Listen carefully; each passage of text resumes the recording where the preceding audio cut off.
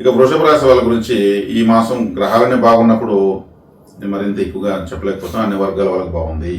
ఇది స్త్రీ రాశి, శుక్రుడు అధిపతి. కాబట్టి మీరు మహావిష్ణు ఆలయానికి బుధవారం రోజు వెళ్ళి రావడం మంచిది. ఎందుకంటే 2వ స్థానమే మిథునము. బుధుడు గరిష్ట మహావిష్ణువు.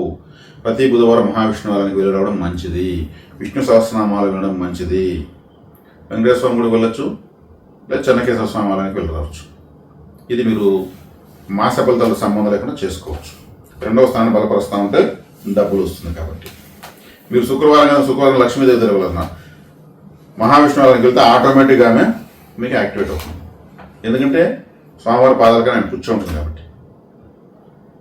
కాబట్టి మీరు గోసేవ అధికంగా చేయాలి. మీ యొక్క రాశి కారకత్వమైనటువంటి గోశాలకు ఎక్కువ వెళ్ళడము, ఆడ ఎక్కువగా బ్రీతింగ్ తీసుకోవడము, వాటి ఫుడ్కి, మెడిసిన్స్కి, వాటి కుటీరాలకు, వాటి సంక్షేమానికి ఇతరత్ర కూడా మీ వాళ్ళైనంత సేవ చేస్తుంటే మీ రాశి బలపడుతూ ఉంటుంది.